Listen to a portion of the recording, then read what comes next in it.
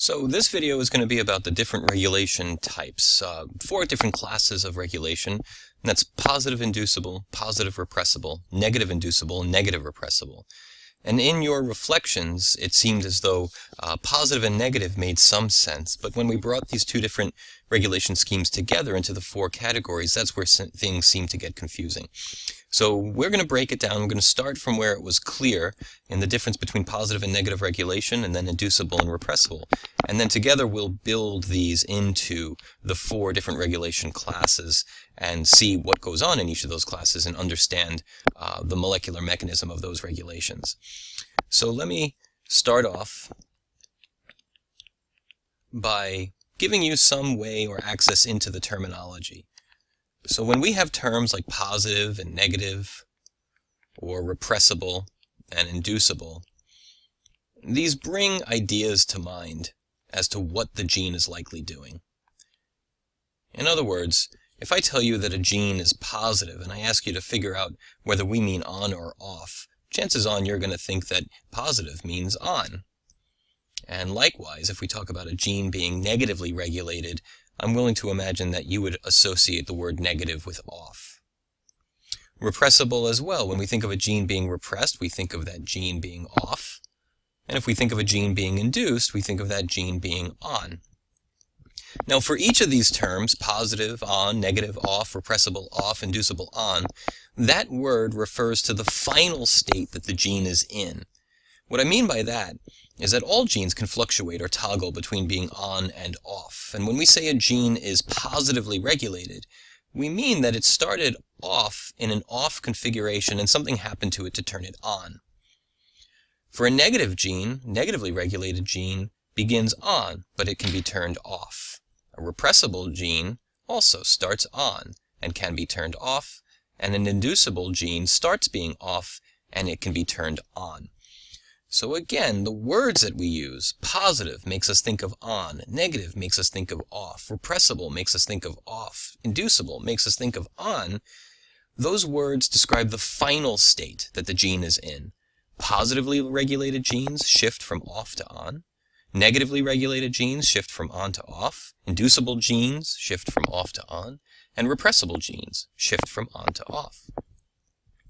The next question becomes, well, if we have terms like positive and inducible, and it looks like they mean the same thing, why do we have 2 different terms for that? If genes start off as being off and then can be switched to being on, why do we have 2 different terms to describe these 2 regulation schemes? And that's because the terms positive and negative are all describing the gene itself, its perspective, or sometimes I say its wishes or desires.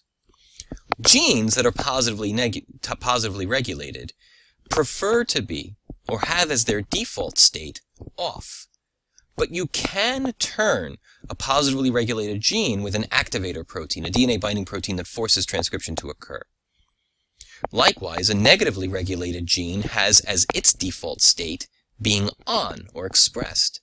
But you can force a negatively regulated gene to be off if a DNA repressor protein binds to that gene.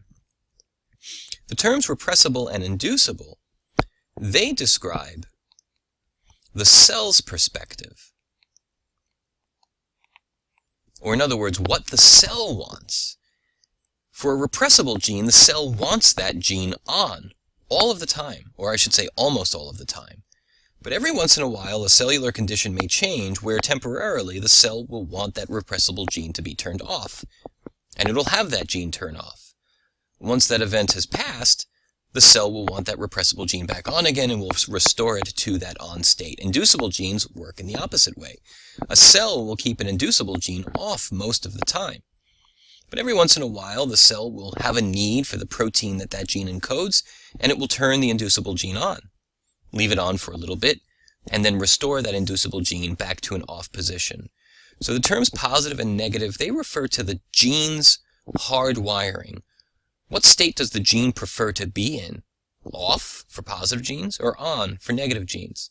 And what state can you force those genes to become? The terms repressible and inducible, they correspond to the cell's needs.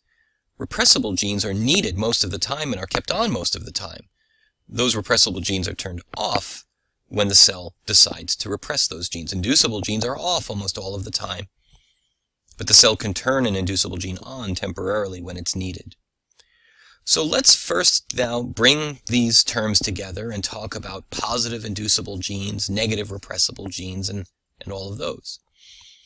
Two of these categories are a little bit more straightforward, and we'll start with those. The first we'll talk about are positive inducible genes.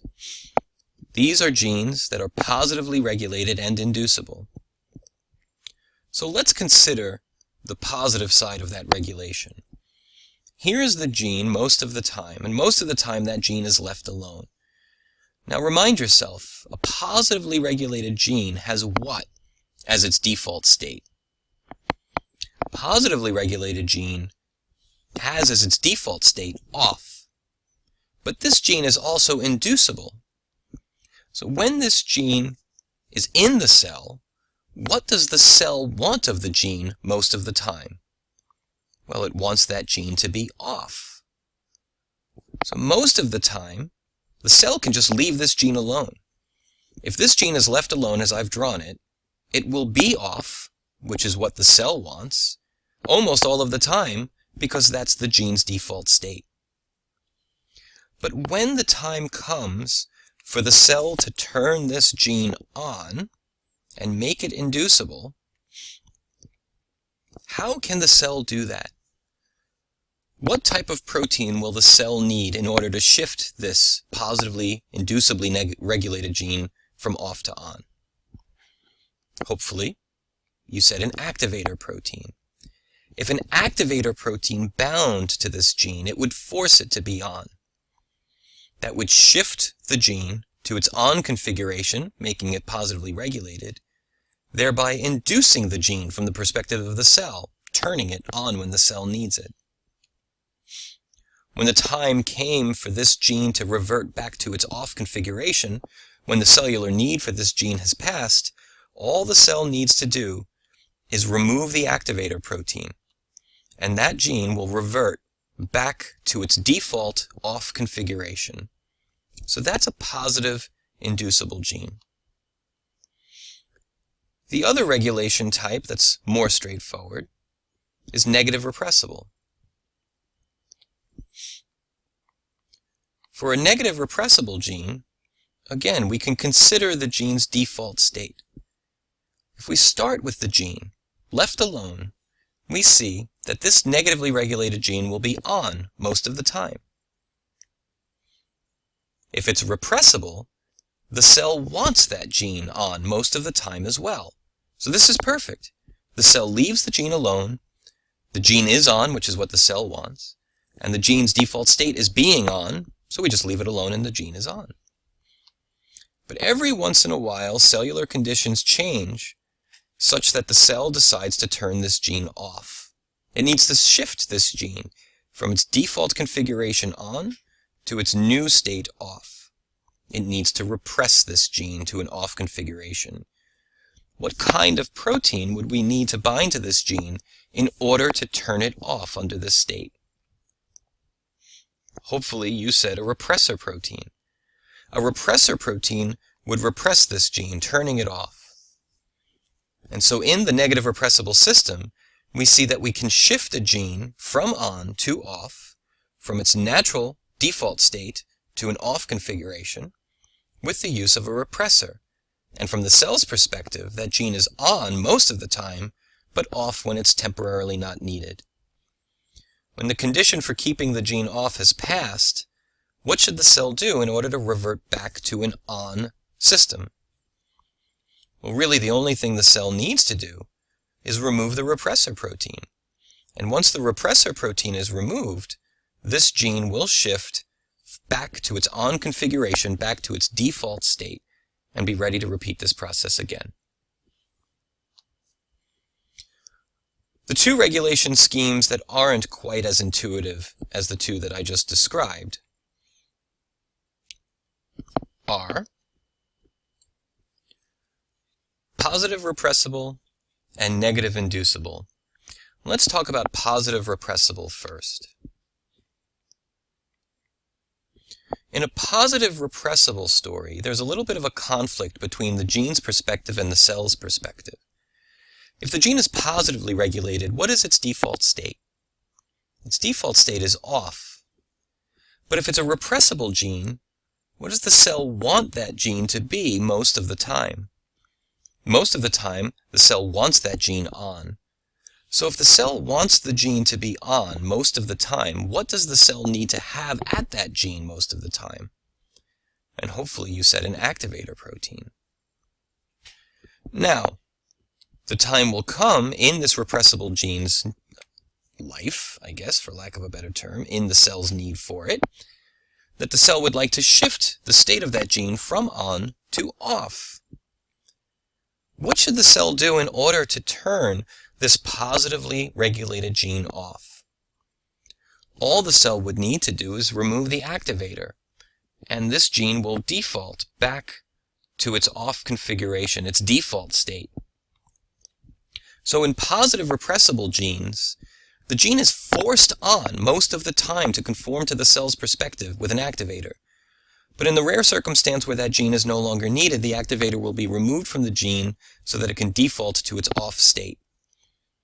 That's transient, however, because when the gene needs to restore itself to being on, the activator will come back, allowing that gene to be transcribed once again. The final regulation scheme that we have not talked about is NegativeInducible.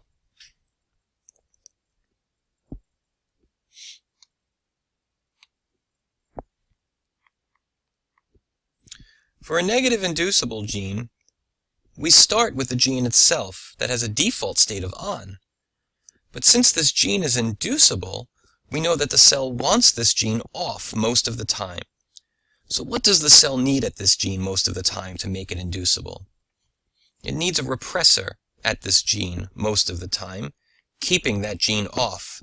This is in spite of the gene's natural default state being on. Remember, the gene always must conform to the cell's perspective. So most of the time this gene is off because the repressor is there. When the cellular condition changes, and the cell now needs the protein that this gene encodes, all the cell needs to do is remove the repressor, and this gene will shift from off to on, making it inducible. But the lack of repression allows the gene to go back to its default state, which is being on. When cellular circumstances change, and now the cell needs that gene to be off once again, all the cell needs to do, is allow the repressor to bind to the gene, and we will restore that gene to its normal off configuration. So some things you can take with you moving forward is that positive genes always require activators. Because their default state is off, they must be acted upon to be turned on. They must use an activator protein. Negatively regulated genes can be thought of as being stuck on. And so if you want to force a negatively regulated gene to be off, you need a repressor protein. Repressor proteins are always involved in negative regulation. When it comes time to thinking about repressible and inducible, you only need to ask yourself, what protein do you need at that gene, if any, to start in the right configuration, on or off? And then what should happen to that protein in order to shift configuration to the opposite state? So hopefully this video gives you a little bit more clarity on how repressible and inducible come together with positive and negative to give us those 4 regulation types that we talk about in the lecture.